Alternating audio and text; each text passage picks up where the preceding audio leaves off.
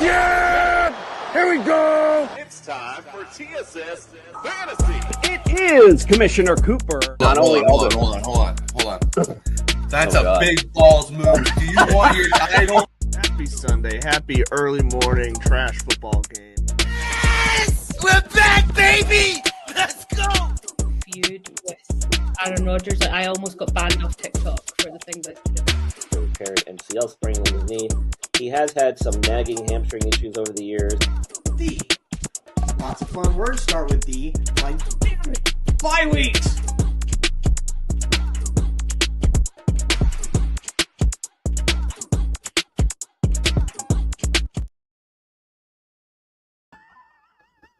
There we are.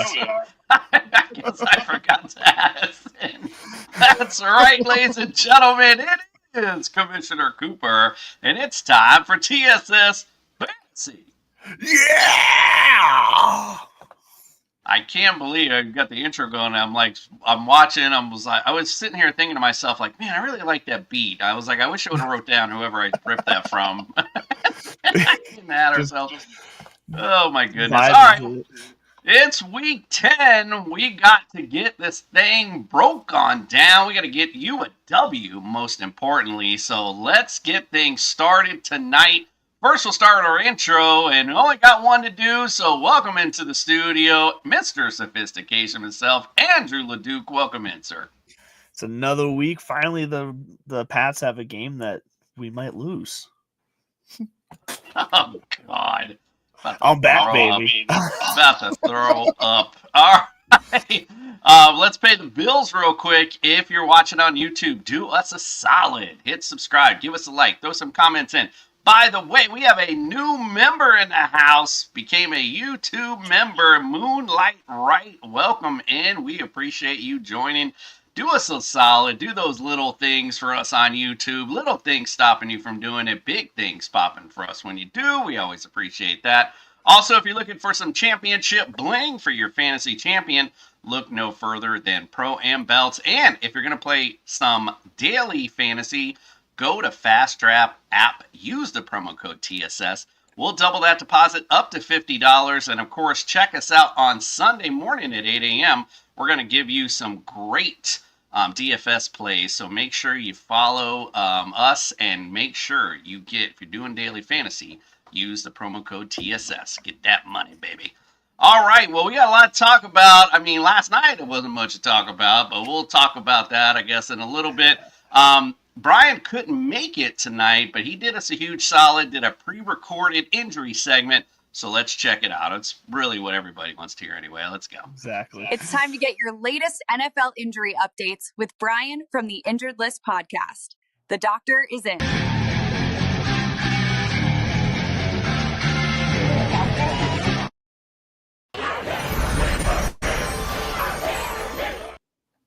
What's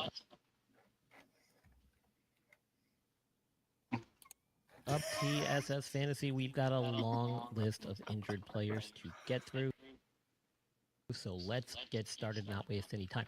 At the quarterback position, Kyler Murray was placed on IR with a foot sprain. We didn't think it was that serious. Video of him practicing didn't look that bad. Sounds like this might be more of an excuse to get him off the field in Arizona. Anyway, he's out 4 games. This could potentially be season-ending. We're not exactly sure of the severity or the actual injury. Just some type of foot sprain. Could be a Liz Frank. We'll have to see. CJ Stroud, meantime, is out with concussion. He's officially been ruled out already for week 10. Davis Mills will get the start. Brock Purdy, I still don't think we see him. This is going to be the case week after week after week. I would not be surprised if this is a true toe and we end up seeing him undergo season-ending surgery or possibly off-season surgery to address this issue, as it doesn't seem like it's getting better, even though he's been getting limited reps in practice. Next up, Jaden Daniels. He had that nasty elbow dislocation last week on Monday Night Football. The team expects that he'll be out multiple weeks, and that is realistic. Could potentially be season-ending, depending on the severity of the injury. He was set to undergo an MRI earlier in the week. We've not heard reports about what that found, but I can 99% 99.999% guarantee it showed some ligament injuries. The question really is whether or not there was any fractures and if surgery is required. Traditionally, because of its non-throwing elbow and if it's a straightforward dislocation, it can be treated conservatively, and that hopefully is the case here, which means that he could potentially be available before the season comes to an end. Whether or not it'd be fantasy relevant, though, remains to be seen. At the running back position, you've got Saquon Barkley. He should be making his way back from a groin injury after the bye week. Bucky Irving continues to not practice with shoulder and foot injuries. I do not see him coming back this week either. DeAndre Swift will return with a groin injury. He was practicing as of Thursday and should be trending toward available for the weekend, as is Aaron Jones and Quinshon Judkins, both dealing with shoulder injuries. They both returned to practice in a limited fashion on Thursday, but should be ramping up activity and be cleared to play over the weekend. Ramondre Stevenson remains out with a toe injury, and I don't think we'll be seeing him yet this week. He has not practiced. Sam Perrine dealing with a high ankle sprain. This could be several weeks before we see him back, but Ollie Gordon was limited in practice on Thursday and is working his way back to a Week 10 availability, and I think that is realistic. At the wide receiver position, you have Puka Nacua, who dealt with a rib injury last game, but X-rays were negative and returned to a limited practice on Thursday,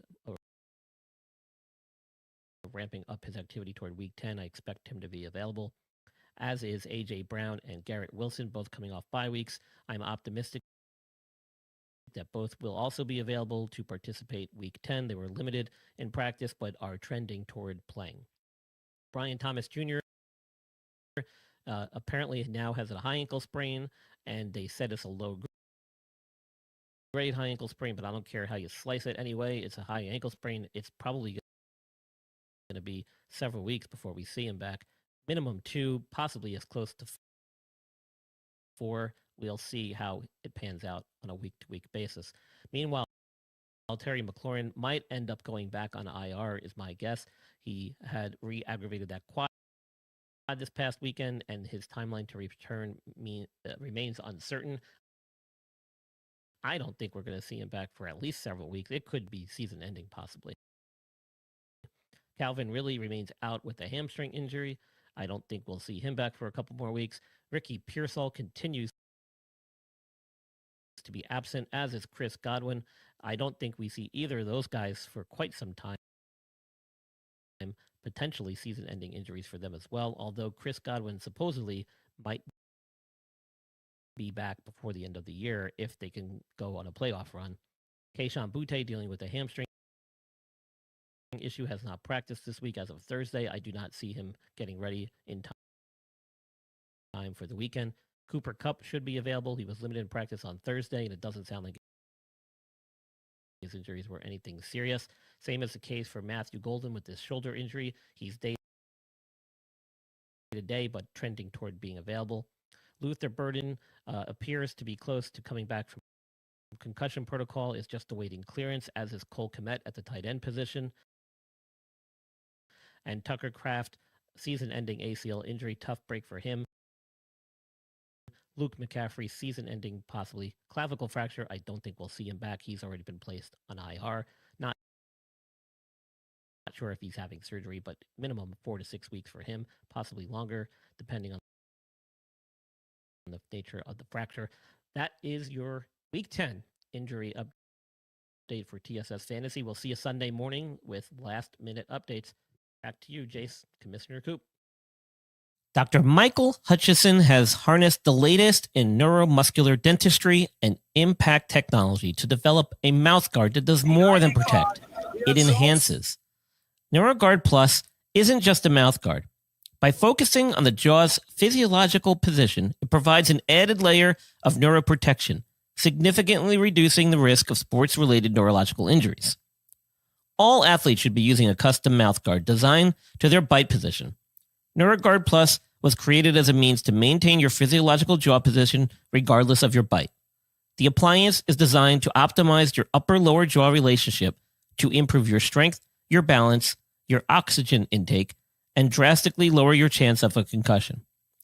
Independent studies have shown that the NeuroGuard Plus will provide you with improvement to both upper and lower body strength.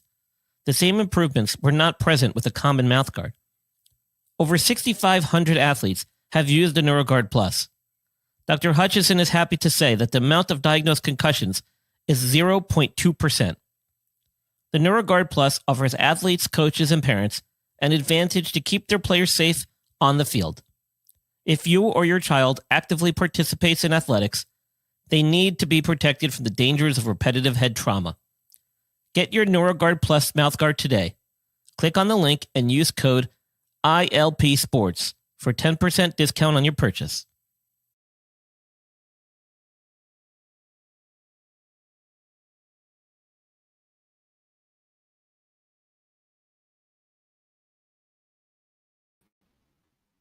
Seems like I've done it again. And then muted yourself. Yes, it's that kind of night tonight. Sorry about the lag on the injury report. That's actually my shitty internet. Sorry, Bri. I'll make sure we put those out in shorts as well, so that way everybody can get a full and clear update. All right, well, with all that said, Week 10 action, let's talk about last night. Breaking news. The boys from TSS Fantasy still don't know what the hell they are talking about.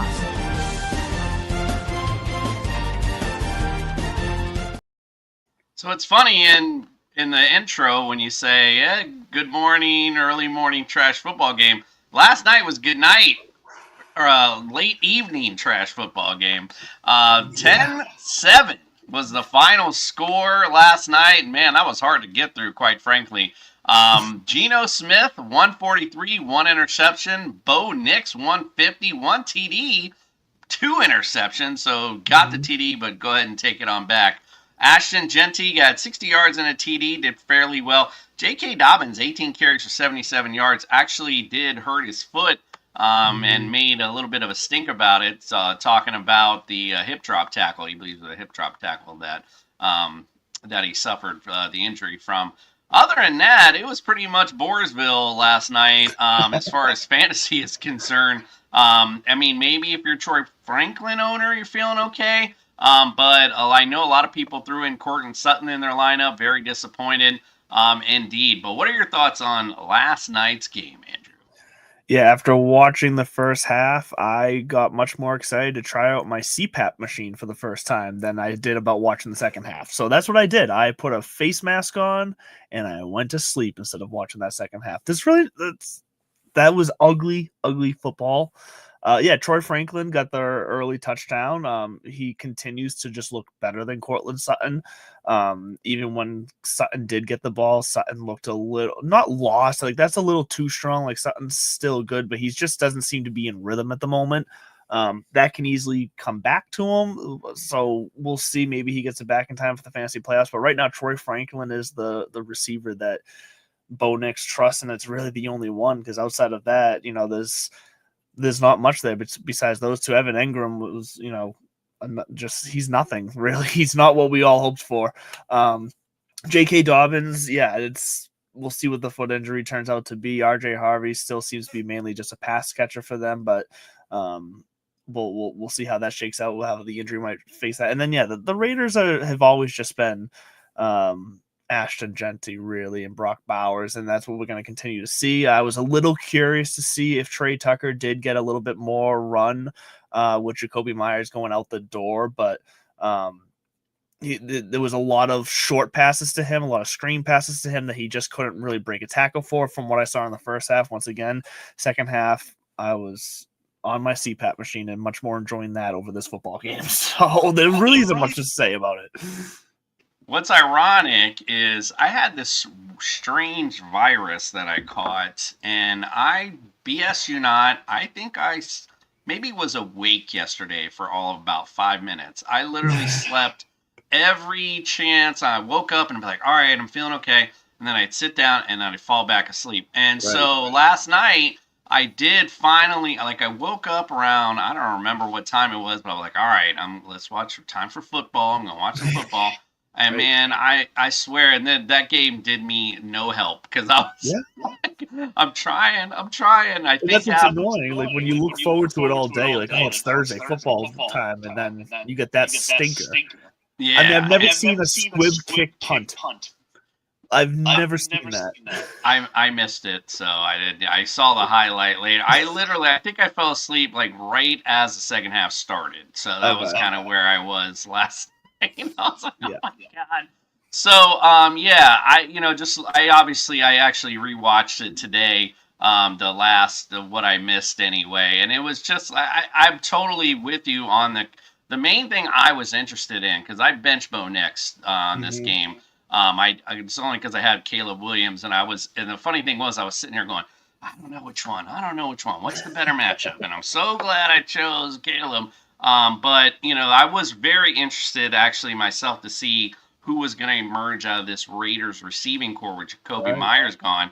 And I was so shocked to see Tyler Lockett seeing early action from Geno Smith. It was fun to see. Yeah, they were a couple back in the day, so I guess it made sense as I'm watching. I was like, oh yeah, that's right. They play together, so they know each other pretty well. So maybe that's the guy people need to go grab. I'm sure he's out there on many waiver wires, so maybe something to look out for. All right, well yeah, that was pretty much it though. There wasn't really much else to talk about. Like I said, I'm glad I have 2 leagues where my opponent played Cortland Sutton, so that felt nice. Oh, nice. I'm getting ready to gear up for this week, so let's break it on down. It's time to get your lineup set with TSS Fantasy's Friday Night Breakdown. Breakdown! Bring it on down! Breakdown! Bring it on down! Bring it on down! It's funny. I put stories up on my personal Facebook all the time, and I'll get, I don't know, 20, 30 people viewing it. Every time I put that chick up, man, I get about 100 plus, and it's men and women. So, man, y'all are freaks. All right, let's break this thing down tonight, and let's go with the early morning trash football game. And this one's not so trashy. The Atlanta Falcons against the Indianapolis Colts in Germany. Atlanta against fantasy QBs are 6th. Against running backs, they're now 24th, 7th against receivers, 1st against tight ends. Colts, 14th against QBs, 9th against running backs, 25th against receivers, and 29th against tight ends. All right, let's talk about it. Angelo Duke, who you like and don't like on the Atlanta Falcons side?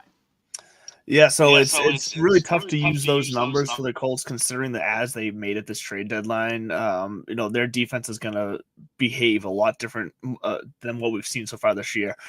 So really, when it comes down to the Falcons, it's really just Bijan and Drake. Like, I can't trust Kyle Pitts. I know people have been on him for the last few weeks, including myself. But Kyle Pitts really only shows up as a tight end when Drake London's out.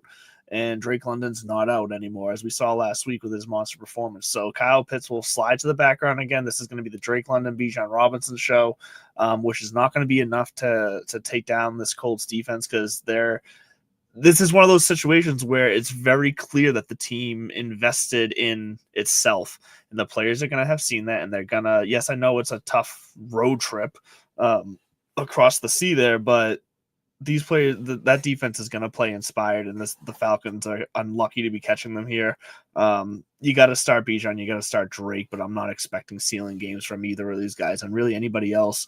If you got to play Mooney or Algier or Pitts or Penix, like you're going to struggle this week. I'm all right with Pitts. I still think it's been 3 weeks in a row he stepped up. As I mentioned, I know this defense is a little bit different, but I would say in this short amount of time, I don't know how much different it could be. 29th against fantasy tight ends. I think he's a decent play this week. Now, as far as the Colts are concerned, I finally bought into Daniel Jones last week, and god damn, bro, every freaking time I buy in, they disappoint. But I think he might have an okay game here. I'm not expecting a lot. Kind of mid-tier is where I'd see him. Obviously, it's Jonathan Taylor. Hello. Let's get down on some Jonathan Taylor this weekend. I think he's going to have a great day. Tyler Warren, though, I think might struggle a little bit. This Falcons D, like I said, number 1 against tight ends. I mean, we're in week 10. That's not an anomaly at this point. So I think you might see a bit of a struggle there. Michael Pittman, I know is he good to go for this weekend? Let me double check. I think he is, but let me double check. I know he was. I forgot to. That's my bad. Here I am, my fantasy expert. Yeah, he's off. He's off the injury report as of today. Okay, yeah, I wasn't sure, but yeah. So, and even then, it was just an ass injury. So. It was I'm good. I'm good with Pittman, but the rest, Josh Downs, Alex Pierce. I mean, it's just a crapshoot, quite frankly. Yeah. So that's somebody they may be flex worthy if you're needing that flex spot. But not somebody I'd be really, clamoring to have in my lineup. But I like Pittman. I like Taylor, and that's really about it. The rest. Even Tyler Warren, because I know, he's that big bad man with that Colts jersey on, but I just think he's somebody you might want to fade this week, especially with some other tight ends having some really good matchups. Like I said, I definitely have Pitts over Warren right now. All right, let's get to the next game. The Browns at the Jets. Against fantasy QBs, the Browns are 7th. Against running backs are 2nd. Receivers 20th, 14th against tight ends. Jets 23 against QBs, 22nd against running backs. They're 10th against receivers, as you alluded to. That's going to change. And tight end, they are 18th. So talk about those Cleveland Browns. I can't believe I'm actually going to be, spoiler for Sunday's show, going to be picking the Browns this week. But once again, just like I said, the Colts, they obviously bought in. The Jets obviously said, well, we'll try again in another 10 years. So it's Quinshon Judkins. Other than that, you might be able to get away with a Harold Fannin at tight end in a streamer position this week against this Jets defense. If you had to play a receiver, then I guess it's Judy, but it could be the 4th or 5th receiver on this offense at this point, because who knows, the Dylan Gabriel is just not good enough, and it's really just going to be the Quinshon Judkins show for whatever show. I mean, we could see another 10-7 game here, honestly. Play the defenses, because that's the thing. I mean, I know the Jets defense just sold off a bunch of guys, so I'm not too concerned about their defense, but the Browns defense would actually be a quite a good play this week, I think. Yeah, I'm excited to have them in my lineup because I picked them up in my own personal league, and even when we do the DFS, I put them in there as well. They're actually one of the, I think they're around 5th or 6th as far as price was concerned, which I thought was a good price for this Jets disgusting offense. By the way, I did want to mention, though, it's too bad Joe Flacco's not still there, because I believe Cedric Tillman's on his way back either this week or next week, so... let me check. I thought he was still questionable. Let me see. Yeah, I know he was. That's exactly where I thought he was. He was just kind of in that in between side of things. But again, as you mentioned, right now where the QB position is slated, I'm not expecting a whole ton of things. Yeah, Tillman's still questionable. He's practiced Wednesday and Thursday, but he hasn't been technically activated off IR yet. So I'm just going to simply say this about the Jets side. There is nothing that I like. And on top of that, I forgot to mention before I preempted it, on the weather report, it's still Friday night, so mind you. but it says definite rain. And when they say that means it's going to be coming down. So defense, as Leduc alluded to, you could even throw the Jets in there. But that's pretty much about it. And if, the running game could see, but, with Breece Hall, yeah, that's great. But the Browns front line is so good. But again, raining, a little slip here or there. And, Breece Hall got speed. He could definitely take it to the house. So he might be somebody I'd be considered flexing this week. And especially this type of defensive sloppy ass game, but kind of fits both these sloppy teams. It's going to be an ugly game. Ugly. It'd be one I'm definitely. What's the not... under? I want the under. I'm gonna check the under. If Macarenas was still on here, Flanders, he'd tell us that the ticket price is probably about $5. All right, let's get to another crazy good matchup. The Saints at the Panthers. Saints against fantasy QBs are 9th, 19th against running backs, 17th against receivers, 19th against tight ends. On the Panther side, they're 21st against QBs, 18th against running backs, 4th against receivers, and 20th against tight ends. So what say you? Can you say anything good about the New Orleans Saints? No. This is still an instance where, this is more of a look to the future as the only curiosity I have here. With Devin Neal is the main guy I want to watch here. I'm not going to play him as long as Kamara is still getting the ball this season, but Neal seems to be the guy that, as the playoffs get closer here, he's going to probably be getting the ball slowly more and more, but still, even with that in this offense, it's not really going to mean much.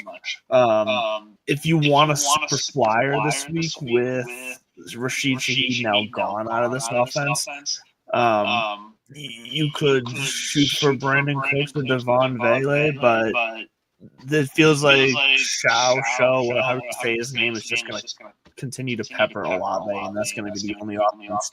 So Olave will probably get some PPR points for you, but I doubt he gets a touchdown, so I'm going to have his ceiling off at around 9 points. And I'm not allowing you to change your DFS to the Browns. Yes, you are. I honestly thought I talked about it when you said that. So then I literally pulled it up to check it, and I was like, oh shit, I didn't. All right, that's cool. I got you. So in this game, by the way, winds up to 14 and 15 miles an hour they're calling now, and slight chance of thunderstorms.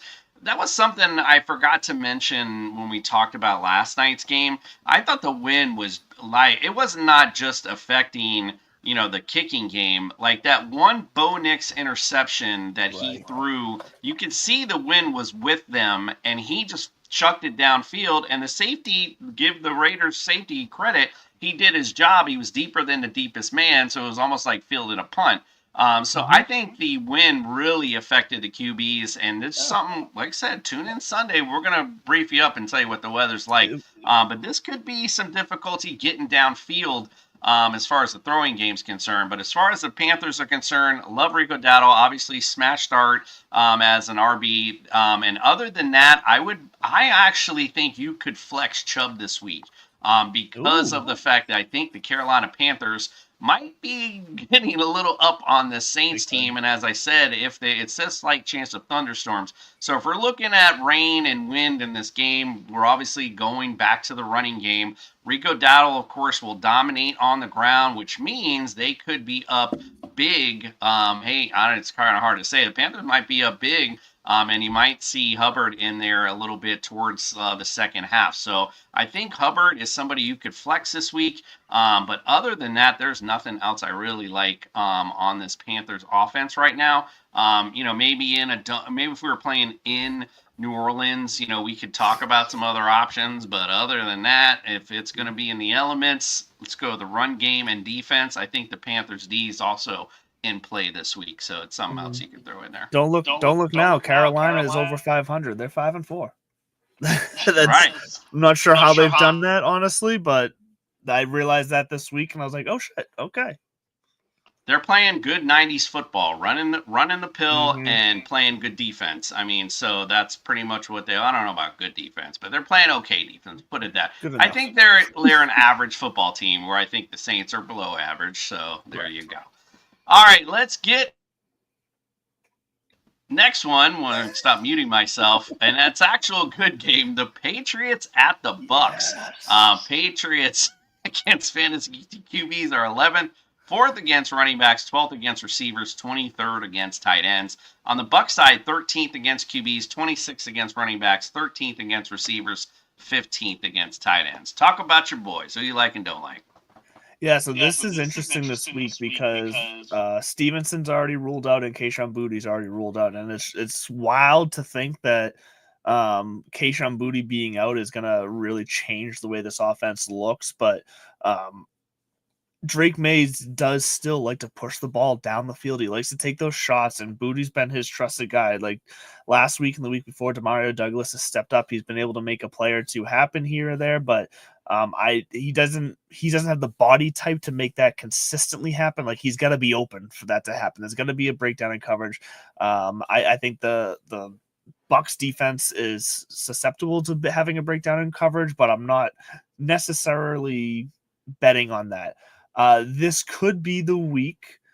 We're starting to hear rumblings out of the Patriots camp up here that all of a sudden they're trying to hype up Kyle Williams. This could be a week that we start to see Kyle Williams work into this down the field passing game, which is something I predicted him being a key part of in the offseason. What I wasn't predicting was that Kayshon Boutte was going to be as good as he's been this year.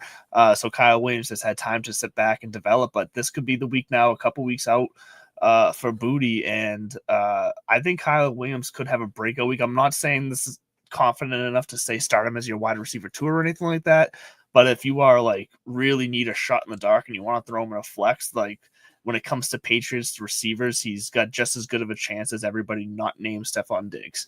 Stephon Diggs is going to continue to be the chain mover. Trevion Henderson is going to once again get the lion's share of the load here, but will Terrell Jennings be the one that finds the end zone again? We shall see. I like Henderson better in this matchup because the Patriots are going to be high off their ass if they try to run the ball up the middle against Vita Vea. So that's not a recipe for success against this Bucs defense. That's their stronghold. So Henderson thrives off the edge outside. So I think this is a good week for him. Hunter Henry, I think, finds the end zone. This is going to be a good game. The Patriots are going to have to score because, I mean, granted, the Bucs defense is banged up. They're not going to have Godwin. They're not going to have Irving. But I think they're still going to have to score against this team. And I think we're in for a good one. So yeah, Mays an obvious start. Diggs and Henderson obvious starts. Henry, but if you want to take a shot on any of the other Patriots receivers, grow a set of balls and play Kyle Williams. Grow a set, will you? Now I'm gonna say this real quick, in case anybody's curious. By the way, the weather's pristine for this one, so no worries here. But let me. I told you earlier before the show started how I lost in my home league by less than a point. Well, the ironic part about it was I had asked our own Justin Jesus Herrera and another member of the league because I was really stuck. I have Hubbard and I was gonna flex him, but I was like, I asked him, I'm like, what do you guys think between Hubbard and Boutte? And of course, and the right choice was Boutte, and they gave it to me. And I was like, okay, let me go ahead and play him. So Kayshon Boutte got me absolutely nothing, and Chuba Hubbard got 1.7 points, which would have won the game for me. So there you go. That's wild that 1.7 would have been. Don't listen to people. That's my message tonight. All right, all right. So, but keep watching us because we're fun. Right? Yeah, we know what we're talking about. We know exactly what we're talking about. All right. So no Bucky Irving. Again, Patriots D has looked great against the run. However, I could see a world Rachaad White looks flexible to me because you could see some dump-off passes to Rachaad White. So I could see that being in play. Emeka Egbuka, I had heard today that he feels really good. They said he looks back to form as the season started. So I like Emeka this week. Like you said, they're coming off a bye. I can see this offense ready to click, so I'm good with getting Emeka as a receiver 2 or low-end receiver 1 this week. I'd say Cade Otton, but PPR-wise, he's an okay play. He's just not somebody I would be putting in my flex because I think he's going to have a great game this week. I think it might be average, but I like Baker this week. Like you said, this is going to be a good game, and the way the Bucs are going to be able to win this game is through the air. So you can expect some good Baker stuff. Who that other second guy is, I couldn't tell you. Is it Tez Johnson? I don't know. I don't know who to say. It's one of those, you pick your poison, really. But I'm good with Emeka, obviously, to give you that advice, and I'm all in on Baker this week because, like I said, that's how they're going to win this game if they're going to be able to win it. All right, let's get to the next one. The Ravens at the Minnesota Vikings. Ravens against fantasy QBs are 24th, 29th against running backs, 28th at the receiver, 16th against tight ends. Minnesota, 16th against fantasy QBs, 11th versus running backs, 8th against receivers, and 21st against tight ends. All right, so what say you on this Ravens side? I know that D's gotten healthy when we're talking about the Vikings, but what do you think as far as the offense is concerned?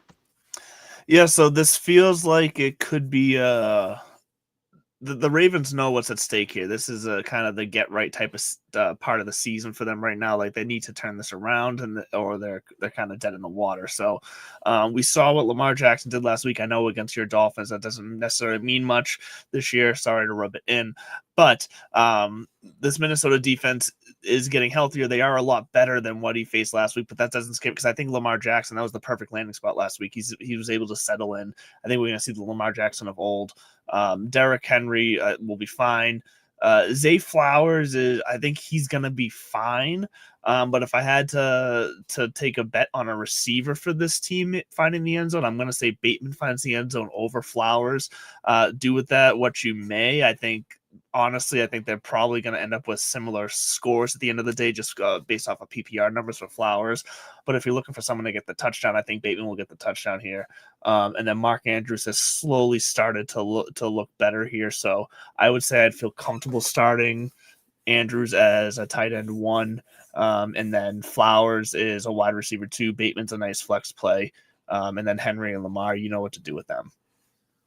I think we're going to see some good points in this game, if I'm being honest with you. Right. I think you're going to see a good Ravens outing. And honestly, yes, this Ravens D is getting healthier, but, I feel like that game last week could have went a totally different way. Waddle got that touchdown call back by that ridiculous holding call, whatever it was, a legal block call to Ollie Gordon when he obviously was slipping. The tripping call. Yeah, the tripping. Sorry, I forgot how it was so dumb. I forgot what they even called. Yep.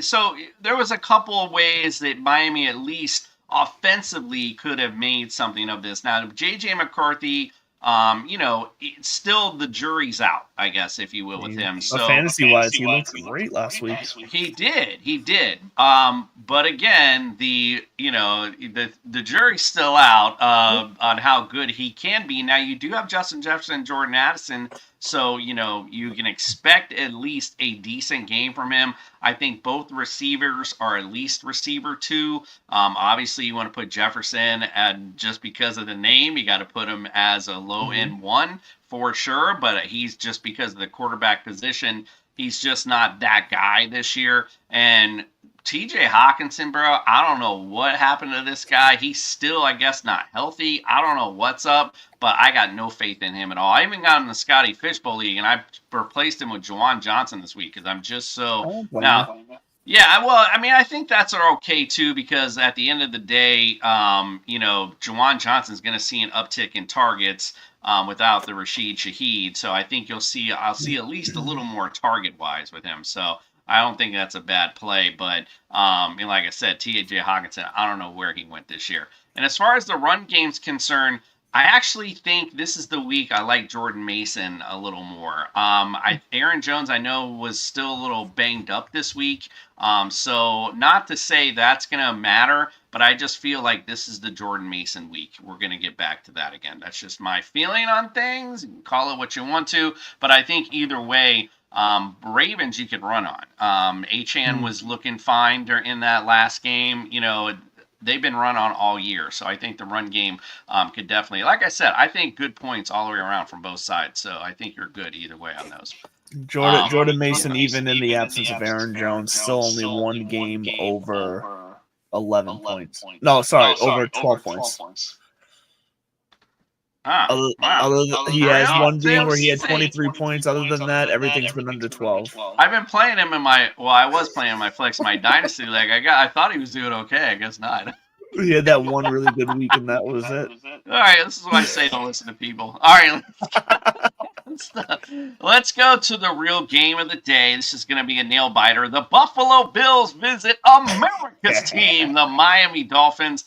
Buffalo against fantasy QBs are second, 25th against running backs, 11th against receivers, second against tight ends. Miami, 25th against QBs, 27th against running backs. They're number 1 against receivers, but I promise you that ain't because their secondary's that good, and they're 28th against tight ends. All right, what say you on these fucking Buffalo Bucks? Yeah, that's because teams don't need to throw against them. So I think this is Josh Allen and James Cook both run for 2 touchdowns each this week. I think that's just how it is. I think the Miami run defense is just that bad. I think Josh Allen's starting to find his rhythm and his groove this week. If you had to play one of their receivers, Khalil Shakir, I think is clearly the guy over Keon Coleman when it comes to PPR. This is kind of similar in my eyes to this is like the cheap man Zay Flowers and Rashard Bateman, even though Coleman's probably better than Bateman, but I feel like Khalil Shakir is your PPR guy. Coleman is the guy who, out of the two of them, is probably more likely to find the end zone. But either way, I think this is just going to be a run day for this team. I think it's going to be Josh Allen and James Cook really doing all the work here. If you're looking for 15-plus points, those are the 2 guys you play. Everyone else, I think, is under 15. Shakir's actually had some. I know the last game he scored against us, and I believe like the time of the game prior that like last year he had a decent game with us as well. I can't remember off the top of my dome, but I know Shakir has been decent against Miami, unfortunately. Mm-hmm. And Josh Allen, like, let's face it, especially in Miami, just loves to play in Miami, bro. This guy just goes off. I won't bore you with it, but it is funny. When we first bought our season tickets, I think Josh Allen was a rookie, or I don't even know if it was Josh Allen now that I'm like thinking it was so a while back ago. Maybe it was. But either way, Buffalo beat us by, it was like 50 to something. I don't remember what the hell it was. Sounds right. My wife was pregnant at the time, and so we had this obnoxious Dolphin fan sitting next to her, so we wrote the ticket guy about it, and he put us in these really nice seats, actually, because she knew she was pregnant. And so after we had our baby, I was like, so do we need to give this up? He's like, no, you can go. So we will ride this out. So now it's right in this really nice spot right in the corner. I've expanded out, so I got like 6 of them now. And what I'm trying to do is get like the whole corner so I can have a little sign right up there and says Cooper's Corner right there and the Miami Stadium. So we'll see. We're getting there. But all right. Cool. Anyway, let's talk about the Dolphins. Definitely Achane. I love Achane no matter what. He played well against them last time. Buffalo's susceptible to the run, period. Tua, depends on what Tua shows up. Let's be real about it. If it's game time ready, Tua, he's gonna do okay for you. Gonna be a mid-tier QB. But if it turns out to be bad Tua, it's gonna be a bad day for you. So I mean, I wouldn't play him because of that risk. I mean, there's some reward there, but not enough to make me jump. Jalen Waddle, I think, is an obvious yes. You're going to start Jalen Waddle no matter what. No Tyreek Hill, nobody else that can ever do a fucking thing. So yes, start Jalen Waddle and don't start whatever tight end they shit out. I think it's Dulcich this week. Don't even go there, bro, because you're just wasting your fucking time. All right, I'm sorry. My apologies. I just had to get that out. Bears receivers might have a decent week 10, says Tone B. Sioa, if I'm saying that out right. Tyrod Taylor, former Bills QB. Yeah, I'm not really. I was trying to figure out the point of that comment. I'm not 100% sure, but because he's the Jets' backup quarterback. I don't know. We were just talking about the Bills, so just wanted to talk some shit, I guess. And then leave the chat. It's all good. Go ahead, talk some shit. All right, in a game which could be a nice fantasy bonanza. This is one you want to throw get some players in. The Giants at the Bears. Giants against fantasy QBs are 29th, 31st against running backs, 26th against receivers, 13th against tight ends. Bears ain't no better, 26th against QBs, 20th against running backs, 30th against receivers, and they're 22nd against tight ends. So what say you on those New York Giants? Yeah, I do actually think this game is going to be one of those sneaky, maybe not sneaky at this point, but like there's going to be some points here, like you said. We need a graphic for Fantasy Bonanza every time you say that. But I like this game. Jackson Dart, what he's been able to do with his feet, he's very fantasy relevant. So you gotta play him. I actually think this could be the way this game, the Bears defense is. I think Darius Slayton could pop off for his one game a year this week. So I kind of like Darius Slayton over Wan'Dale Robinson this week when it comes to working with Jackson Dart. And then same thing, like we're now kind of going to see a committee here with Tyron Tracy and Devin Singletary. Devin Singletary he looked good last week. I like Singletary here over Tyron Tracy. I think Singletary has a better chance to get in the end zone in a game where I think both teams are going to find the end zone on an offense probably at least 3 times each. So I like this as some hidden fantasy value when some people look at some of these names and they don't get too excited about it.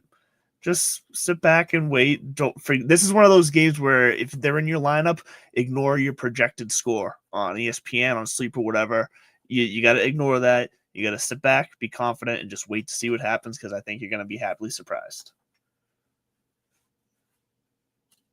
Yeah, so I'm glad that this came up because I did pick up Singletary, and so I have him. Remember, I mentioned Hubbard and then Booty last week, so I was like, all right, I got Singletary to throw in the flex. But see, now what I said like earlier about Hubbard getting, now I'm like, do I do Hubbard? Do I do Singletary? Your obvious like answer is going to be Singletary. I'm assuming, right? Well, I honestly think between when you're comparing Singletary and Hubbard, I think they're going to have very similar kind of opportunities this week in their games, the game scripts. I do think Singletary has a better chance for the end zone than Hubbard, so that would be the edge. And to see, that'll do it. That'll just push me over the edge because it's a non-PPR league, so the touchdowns mean everything. So yeah, I think I'm gonna write it out. We'll see. All right. Anyway. Let's go to the Bear side. Listen, I'm going to tell you that Romeo Odunze sucks, but I would maybe put him in a flex position. He's one of those guys that I hear fantasy analysts bring up a lot, kind of like J.K. Dobbins in the past. We're always hearing about J.K. Dobbins, and he don't do shit. And I feel like Odunze is kind of like in that mold where he has every once in a while he does okay, and everyone's all excited. And then, they have like last week, I mean, they got nothing. So, Romeo Odunze is somebody I'm just not that excited about. I mean, but what receiver could DJ Moore maybe a little resurgence of DJ. I mean, are we ever going to see Luther Burden do anything? I don't know, but it's nothing I would be excited to go with. He's still banged up too, actually. I think so. I think who cares? He's kind of, again, J.K. Dobbins. But I'm going back. I think Loveland has a good chance. I know Cole Kmet is back this week, but I still like Loveland. I saw them in the preseason. I was wondering when they were going to get back to this. So I think Colson Loveland has a good game. Swift being back, I think, puts a thorn in the side of, I can't even pronounce his name. The other running back guy. Kyle Monangai. Thank you, Monangai. I always mess it up. Don't sleep on him, but you can wait for Sophistication Station for that. Yeah, I'm not saying I'm sleeping on him. I just think, I think Swift, and this one actually is calling for weather too. Again, this is Friday, so we are looking at an early weather report, but this one's actually calling for maybe a chance of snow in it as well. So, it's a slight chance, but the winds right now they're calling for again are 15 miles an hour. So you might see more of a run game. We saw the Bears do this against the Saints where they just pretty much ran the entire time. So I think you're really good with both guys this week, quite frankly. Giants are just atrocious up front. They are also another team getting healthier, but I just think you could see both these running backs eat this weekend. So I think I'm good with either or, quite frankly. Well, Yeah, I was Just- like I was just earlier gonna say, today, Ben Johnson said he believes in a guy having a hot hand situation, which we know he did with Detroit between Montgomery and Swift. There was plenty of weeks where Montgomery was getting more points and getting more opportunities. So I think we're going to see Monongai early because of his performance last week. And then after that, depending on how he handles that opportunity, we'll see from there. All I'm saying is, in a icy, wet game, bro, give me the big playability of Swift, bro. That's all I'm saying. It's The not a big bad play, gone, see ya, 3 long TDs, and I'm chilling. I mean, so either way, I think both running backs are good to play this week. I'm not going to tell you a receiver because who the hell knows with them. Caleb, to me, like I said, I start him over Bo Nix, but I'm a little worried about this weather, being honest with you. So, we'll see. But if he gets to that tight end, like the way they looked in preseason, they look great. So we'll see if they get back to that this week. All right, let's get to the next game. I keep muting my damn self. Let's get to the last one before the 4 o'clock ones. We got Jags at Texans. We can probably make this one real quick. Jags against fantasy QBs are 27th, 10th against running backs, 21st against receivers, 31st against tight ends. Texans, number 1 against QBs, 12th against running backs, 2nd against receivers, and 4th against tight ends. All right, what say you about those Jags? Yeah, this is a bad week for the Jags, unfortunately. Jacoby Myers coming in as the latest acquisition, but he's going to need some time to get up to speed there, so I'm not looking for Myers to do anything. Brian Thomas and Travis Hunter both already ruled out. Parker Washington looks good, though, so you can lean on that, but given that pretty much all the defensive attention is going to be on him, we'll see how he handles that. So this is definitely not a ceiling play for him, whether, his ceiling is low anyways. Hunter Long at tight end, if anybody knows that name, he was going to get a chance with Bretton Strange out, but now Hunter Long is also ruled out. So at the tight end position, there's not really anything else there because it's Johnny Munt or Quentin Morris, which you can't, you can take a shot at Parker Washington in the flex. And Travis Etienne has had a good season, but this Houston defense is good. They're good against the run. So he's flex RB2 territory for me. And Trevor Lawrence is, unfortunately a super flex. You're probably going to play him, but if you had really anybody else, I'd consider playing Davis Mills over Trevor Lawrence this week in that same game. Yeah, so I was just about to say, Davis Mills is okay now, and we've been talking about this Texans offense, like, yo, what's up with Stroud, da-da-da. Maybe this, but again, there's nothing that gives me confidence to say, yeah, I'm going to play any of these guys as my starters. I think everyone on the Texan side is flex-worthy, pretty much. I can see playing Nico. I got you. He's your receiver too, I guess, because of his name. But again, all flex. Woody Marks. This Jaguars defense is pretty good. So I hate to say, there's not going to be a lot of scoring in this particular matchup. So everybody I see on the Texan side to me is good for my flex spot. I'd be happy with Woody Marks there. I'd be happy with Nico there. Some of the other Texans receivers, there's kind of hit or miss, quite frankly. And again, Jags D pretty decent. There's really nobody here I'd be excited to start. So I would just say put anyone that you have. If you have a Texan in there and you're thinking about it, he's flex. That's where he is. So then make your decision from there, quite frankly.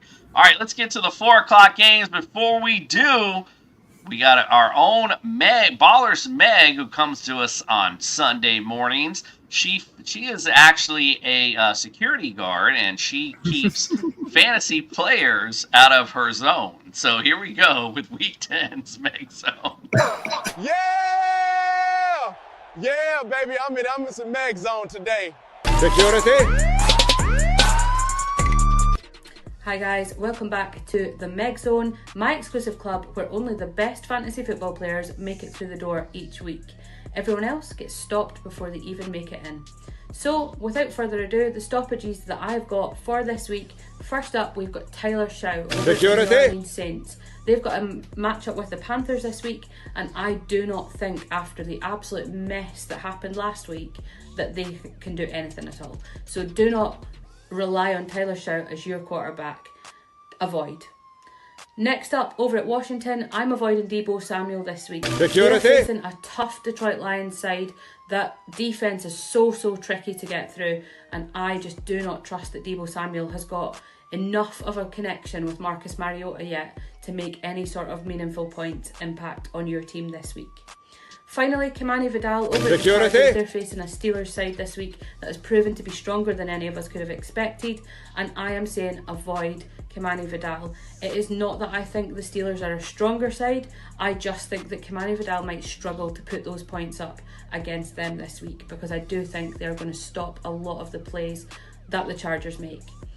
If you want to hear more hints, tips, tricks and advice, follow me at Ballers_Meg across all social media platforms, and tune in to TSS Fantasy Weekly for all of your fantasy football advice. Security.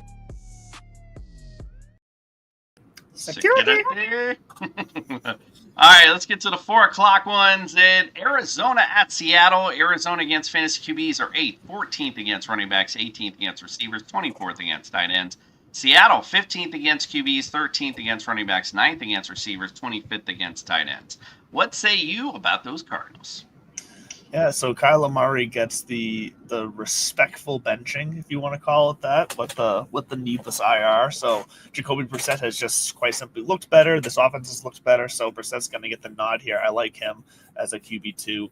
Amari DiMarcado, he just looked that much better than Bam Knight last week. Still not going to trust him outside of anything more than a flex. But you might just be in a position where you're going to be forced to put him in a running back 2. You can cross your fingers and hope and pray, because I think if he gets a touchdown, he'll have enough opportunity and yards to pair with that to where he'll be perfectly fine to meet those running back 2 kind of standards, but he needs a touchdown to do that. Marvin Harrison looking back to normal. As long as they continue to pepper him, he's going to be okay. And then Trey McBride's going to get his. Although I will say, McBride, I believe, was it last week that I was watching him in that game? So he ended up doing okay because he got the touchdown. But I will say he had a few drops, a few miscues, looked like miscommunication with Brissett. I expect that to get better. Trey McBride, you're going to start him. It's going to be fine. This should be a good game, I think. And this is going to be one of the ones that if I get it on TV at the 4 o'clock up here in New England, that this is going to be one I'm going to choose to watch. Yeah, so, you don't have the Sunday ticket, bro? Like, what? No, I don't. I got to get up, dude. Tighten up. Jeez, oh, please. All right, yeah, so Seattle, this is where I'm kind of. I mean, it's a divisional game, but Seattle's D is pretty decent.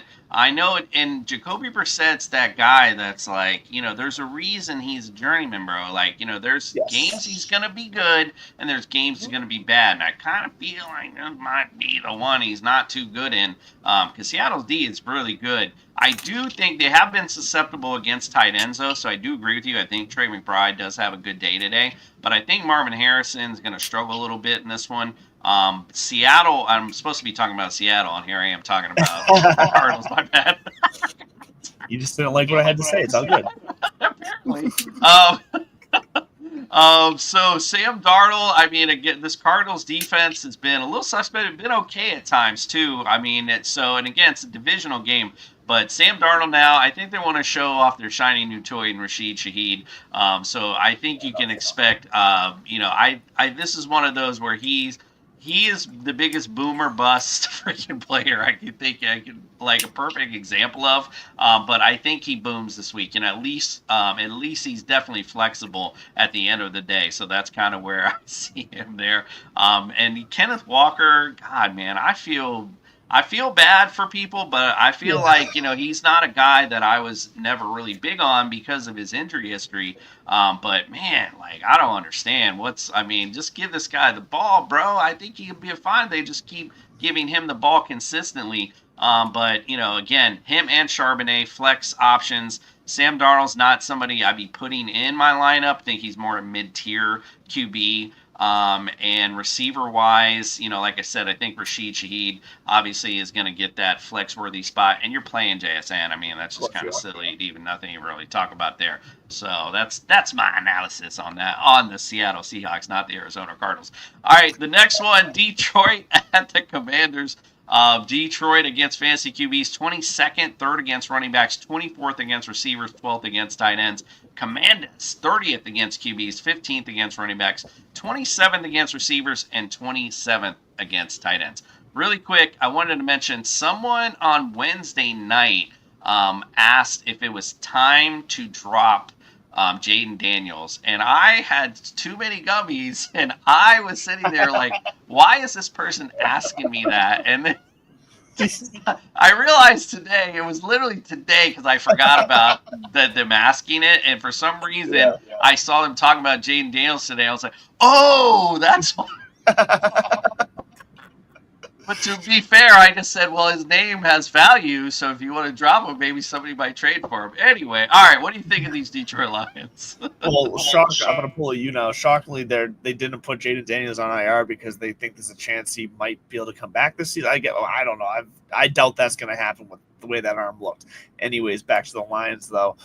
This feels the Commanders have just had an unfortunate, and I think unfortunate is the perfect word to describe their season, just between their injuries and their lackluster underperformances. The Lions are going to roll here. Jared Goff, both running backs, and Gibbs and Montgomery, Amon-Ra. I mean, Laporta should do fine. I don't think he's going to have like this crazy big game, but he hasn't really shown us that. But I could see Laporta getting you like 9 points at tight end this week. But other than that, I think everybody else, Amon-Ra and the two running backs, they're going to be just fine. Jared Goff, you're starting them all. Yeah, so without Jaden Daniels, I know Doc brought up Terry McLaurin, and his really just struggles all year long this year. And I said even in the summer I like Deebo Samuel anyway, because this team likes to throw receiver screens, and hello Deebo Samuel, but I haven't really seen that a lot from them, ironically enough. But I think he's still a good play this week. Even with Mariota at the helm. And again, this running game, it's almost like, I feel bad for them trading Brian Robinson Jr. because I feel like it's like the same thing again, no matter who's there. It's not, I know everybody's excited for Bill, but he ain't living up to the bill right now. So he's just not somebody I'm excited to start. Especially against Detroit in this particular matchup. Pretty decent front seven, obviously. I'm not expecting a lot out of this offense. You can even Ertz, so Deebo would be the only thing that attracts me in this particular team, quite frankly. So, all right, there it is. Great analysis for me. All right, Rams at the Niners. Rams against fantasy QBs are 5th. Number 1 against running backs, 19th against receivers, 11th against tight ends. Again, the 49ers, 20th against QBs, 17th against running backs, 22nd against receivers, and they're 9th against tight ends. What say you about the Rams? Yeah, Matthew Stafford's in MVP conversations this year. He's looking good. He's able to feed both Puka and Devontae when they're both been healthy. So really no worry, especially in this matchup. I think this is going to be a matchup with the Niners that the Rams will ultimately win, but it's going to be close enough that's going to keep those star players and Puka and Devontae in the game and active. So I expect big things from both of them. Kyron Williams should be a great spot, a decent start, but I think this is going to be a pass-heavy game for the Rams. I think Stafford, Nakua, and Adams are just going to kind of roll this game, and Kyron probably finds the end zone from like the 1 yard line. I wouldn't expect a lot of yards, but Kyron should cover himself by getting a touchdown.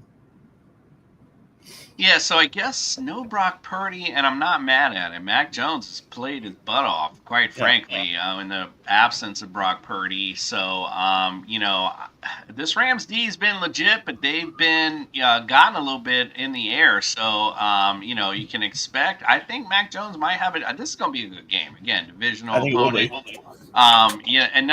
To be stating the obvious, you're going to start Christian McCaffrey. I mean, it's just kind of hello. And But I like Jawan Jennings if he can stay healthy and stay out there. I think he'll have a decent week this week. And I don't know if Kittle's not quite right yet or what's going on, but unless Mac Jones just maybe not preset for him to go to his tight end, but he's been struggling a little bit. It's kind of hard with all these other guys that are emerging, like Arondé Gatson, who's somebody you might have picked up, and you've got George Kittle in your lineup. What do you do? I mean, honestly, I would definitely put Arondé above him right now, the way they've been playing, but I still think Kittle is worth a start, mind you. But if you got better options and you go with your gut, is what I always tell you.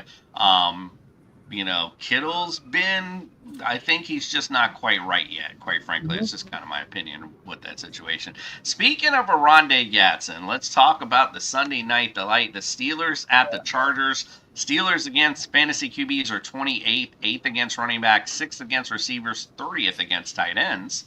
Arondé Gatson. Chargers 4th against QBs, 16th against running backs. They are dead last against receivers and 6th against tight ends. What say you about the Pittsburgh Steelers? Yeah, this is feeling kind of similar to last week, and this being a floor game for the Steelers. I don't really like anybody in this matchup for them, unfortunately, and that's, Jaylen Warren might be all right, but I think game script's going to lean away from him because I think the Chargers are going to be able to handle this one quite easily. So I don't feel you're probably going to start DK as a flex guy. Calvin Austin, I know, had the good week last week over DK, who did nothing, but I'm not confident in this game script of starting Calvin even in a flex at this point. And Aaron Rodgers, I just dropped him in my home league where he was my third quarterback because I need running back depth, and I'd rather have – I picked up Amari DiMarcardo instead and dropped Aaron Rodgers. So I think this is going to be a disaster for the Steelers this week. I think the Chargers are going to roll, honestly. So I don't really trust anybody here. I feel the exact same way, but I feel the exact opposite how you felt about the Steelers as far as the offensive performance goes. I love Justin Herbert this week. He's definitely, I think he's in top 5 at least this week in QBs. There is nobody I don't like. I mean, as far as Keenan Allen, I love Lad McConkey. You can Quentin Johnson. God, I can't even say it. Johnston. Thank you. Hello, Johnston. Yes. All three of them, I'm good with. I mean, Lad's been the one that's been lately. I think it's been, I don't know how many TDs in a row. So, I think he's obviously, if I had to grade him, he'd be there. And then I'm going to go, I think this is the Keenan Allen week, quite frankly. So, because I know he's been kind of fading off. And it's always one that time when you're like, I think he's kind of fading. And then all of a sudden he pops up with like 3 TDs or something. So, but again, Mr. Johnston, I could also see popping off a big play in this one. So, again, these are good options. Come to us on Sunday if you got some questions as far as who you might want to go, take out or, put above even one of these guys, and we can discuss it for sure because I just love everything about it. And obviously, I like Gatson this week. I think he's going to have he's got a great matchup, and, like we said, I think we both are in agreement. We think Chargers are going to roll in this game, so I'm with you on that one. All right, let's get to the Monday Nighter. Oh, boy, can't wait for this. Philly at the Packers. Philly against fantasy QBs are 17th, 23rd against running backs, 15th against receivers, 3rd against tight ends.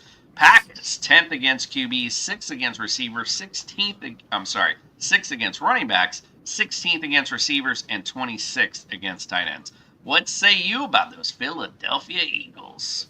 Yeah, the Packers have been classic playing to their opponent. They've looked really bad against really bad opponents. They've looked decent against better opponents. I think this is a big Dallas Goedert week. I think Saquon Barkley gets you, 13, 14, 15 points, something like that. Jalen Hurts. I think this is a bigger Devonta Smith week than it is A.J. Brown week, and that's really going off of nothing more than feel because it's one or the other. It's random between those two right now, so I'm going to go ahead and take a chance on Devonta Smith this week over A.J. Brown. But quite frankly, you can feel probably comfortable starting Hurts, Barkley, Brown, Smith, or Goddard. Like, I think the Eagles will ultimately win this game, and I think the Packers will probably keep it close enough to where all these guys stay active throughout the game. I forgot to mention 27 degrees is what they're calling for, and a chance of snow in this one as well. If it does snow, then I think it's going to be a Saquon Barkley fun show, quite frankly. But saying that, I think if that holds true, then Josh Jacobs, you can expect him to have a good game as well. Getting back to the running game, and you see this a lot when it's snowing, especially. It gets sloppy. Just make it simple, hand the ball off, let the guy run straight ahead. Those are two guys I think will have great games if that's the way it does come down this week. But I think either way, I mean, right now the Philadelphia defense struggled against running back, so I like Josh Jacobs in this matchup. Jordan Love, like you said, he plays up to the competition.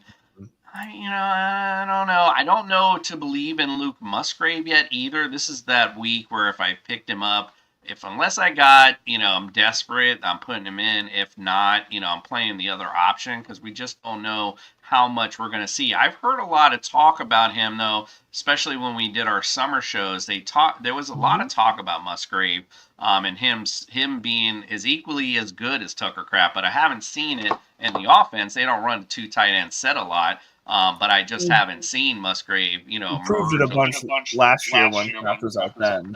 Yeah, that's true. Was startable for sure. Right, they just don't run, but he's startable. But let's see how much they're putting him in. And again, we'll see how it plays out, of course. And receiver wise, Matthew Golden, I don't believe is playing in this one. So I'm just like, I don't know what to tell you. It's like unless I'm desperate, I'm throwing somebody in there. But quite frankly, it's one hit or miss, quite frankly. So I'd rather play in fantasy. I'd rather go with the guaranteed stuff, especially right now in week 10. You need those dubs, and you need every point you can get. Obviously, I brought up losing by less than a point last week. If I just would have put Chuba Hubbard, who scored 1.7 points, I would have won. And so that goes to show you, go with the floor unless you got something that's real juicy. Then, you do your thing. I feel you. All right, well, forget all what we just said. Let's get sophisticated. Of course, it's Friday night. Mr. Sophistication is in the house. Let's check it out. It's time to bring some sophistication to your fantasy lineups with Mr. Mallard.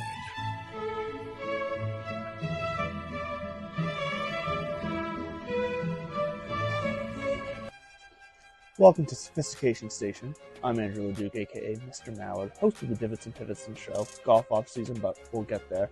Anyways, we're bringing out the big guns this week to get classy. When I said big guns, James Cook. James Cook is the classic guy that you got to start this week. One of the top 3 best running backs in the league this year so far. Going up against Miami, and we know what Miami is at this point. Sorry, Jason. So James Cook should cook this week. So get him in your lineup for sure. And then another guy who we're going to ride the hot hand from last week, Kyle Monangai. I know Swift looks like he's going to be back. I don't care. After you have the performance that he had last week, he should continue to get more and more looks. I like him this week. I think he's just better than Swift at this point. And with this part of the season coming up, they're going to want to see what they got there.